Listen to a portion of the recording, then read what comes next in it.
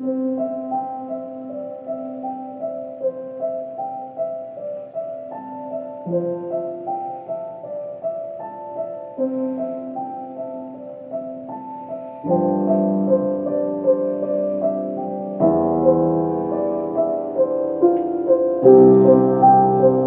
to Grandpa Hill's True Stories. These stories are for my children, grandchildren, and all children. This particular story it's a faith and family story. It is about women, two women that talk too much. Was one of them my mom and Aunt Patricia? No. You will listen to the story and you'll know the two women. So one of the women is my wife, Grandma. She talks a lot. She talks to all the neighbors. She talks to all the neighbors. She talks to all the people she sees on the street. Yeah, she just talks to them. And sometimes I'm a little embarrassed. I'm a little like, hold back. You don't really have to talk to those people about that. You don't even know them. Like she sees a little baby. She says, oh, what a nice baby. You know, I had 8 babies. And it goes on and on and on. It could just be at the Walmart. That's what she does. But sometimes some good things happen, too. But first, I have to tell you about how bad it was one time. Okay.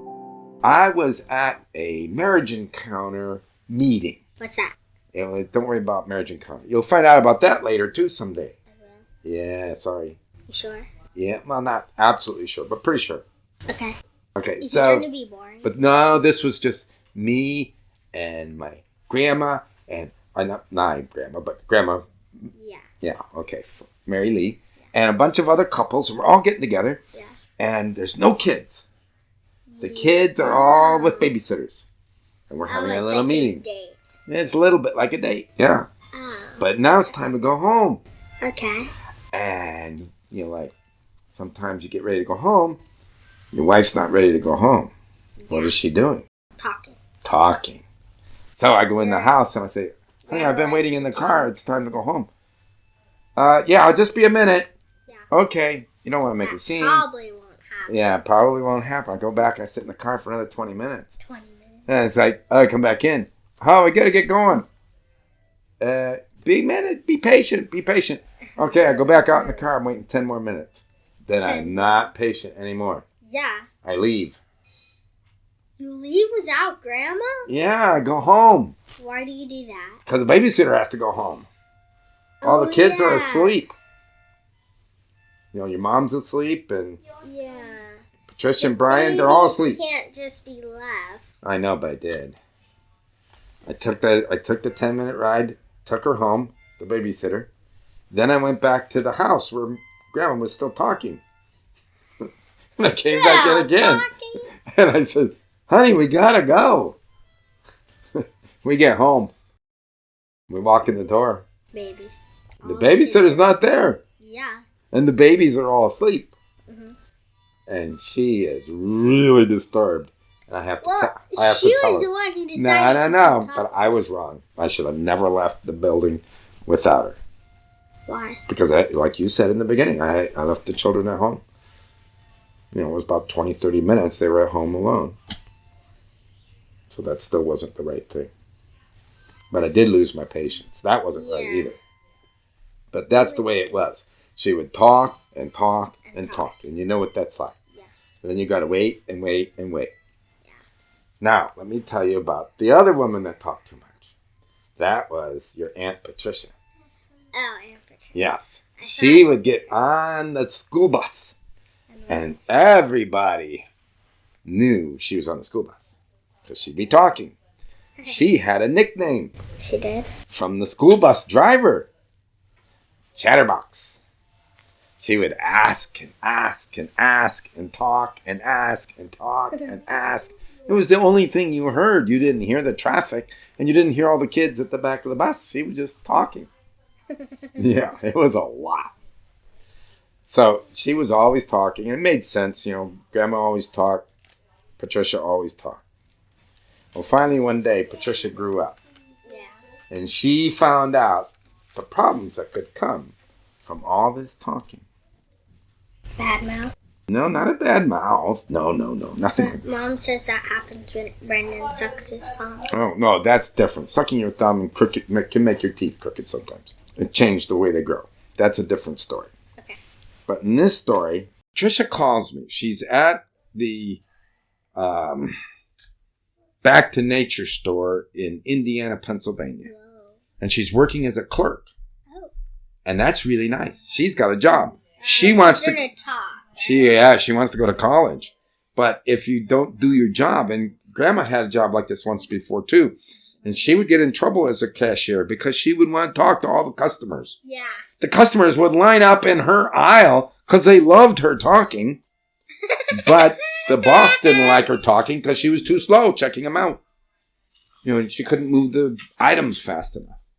So there was a good side and a bad side. It was good for business, but bad for his pocketbook because he had to pay Grandma all the time that she was working and talking, but the customers loved her. But anyways, back to Patricia. Okay. She calls me while she's at work.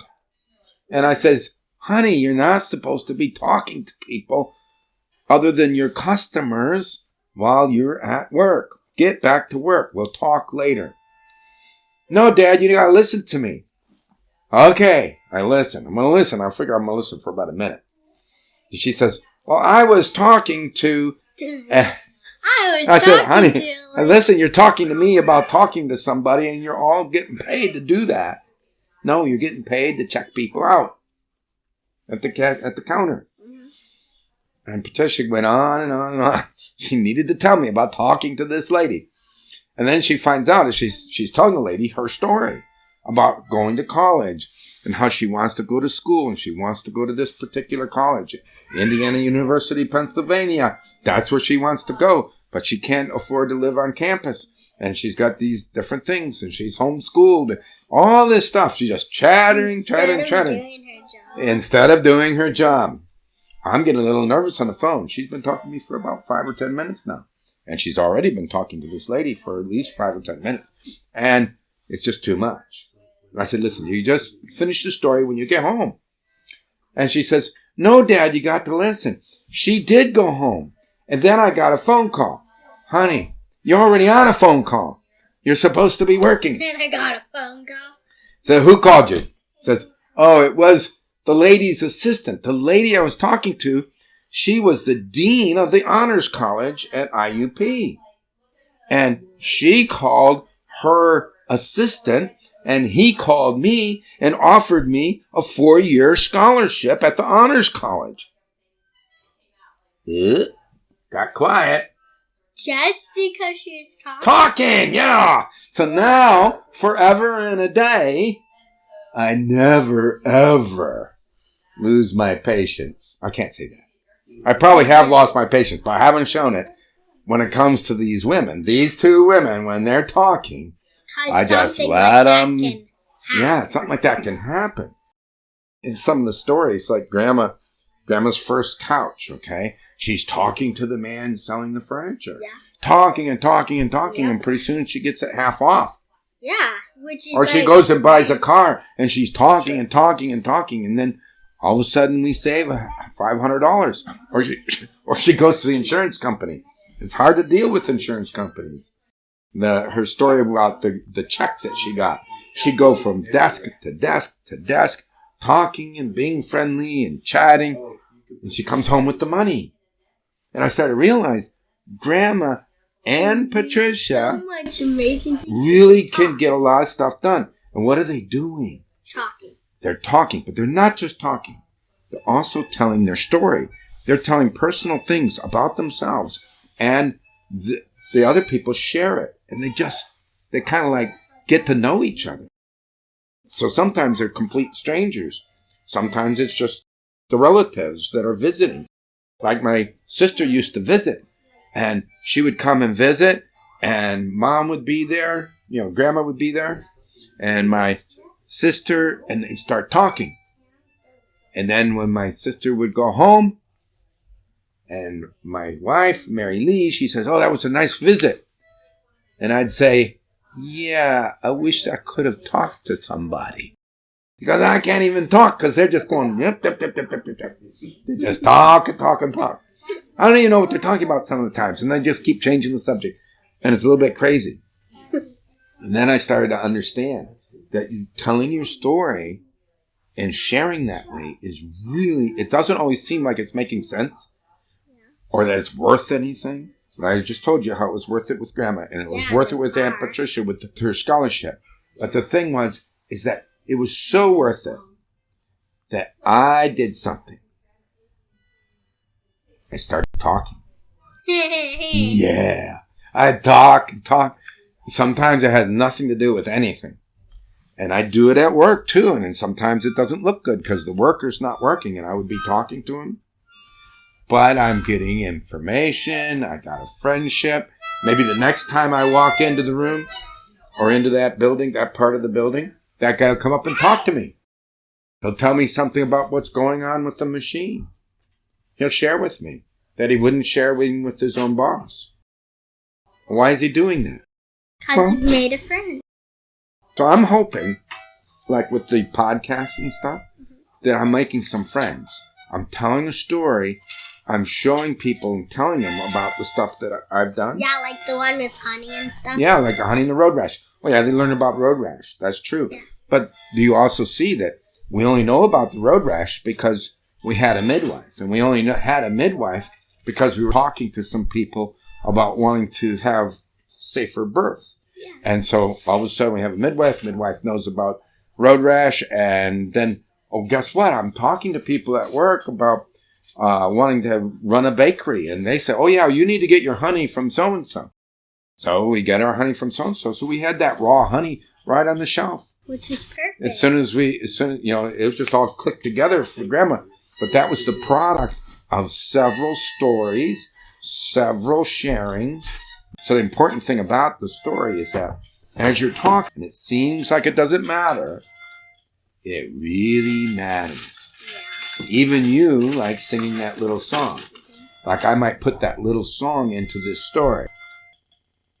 Yeah, why don't you sing it? Let's see how it records.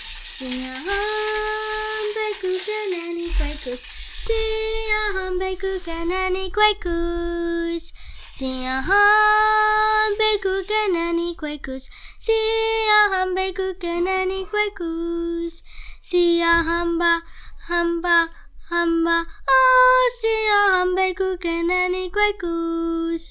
Siya hamba, oh, siya hamba kukanani kwakus. We are marching in the light of the Lord. We are marching in the light of the Lord. So I know what the words mean because you sang the song there. But when it gets on to here, there might be some people like in Africa or in Russia or in the Philippines, all these people that are listening, they might know what that song is. So that's why this thing about sharing and talking is really, really important. And you should do it and be happy to do it. Don't be afraid of doing it. Just get up and do it. Get up and talk and share and listen. Okay. That is a cool story.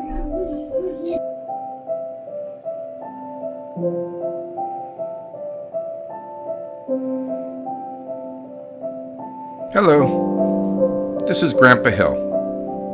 Share your stories. Listen to others tell their stories. Realize that what you do, good or bad, matters so much to your family, to your friends, and people you don't even know. Patricia and Mary Lee, definitely do not talk too much. I am so grateful for what I have learned from them as I think and then laugh and live life fully. Thank you for listening, and please share these stories. Share Grandpa Hill's true stories. And it's my hope that the world will be a better place. Shalom.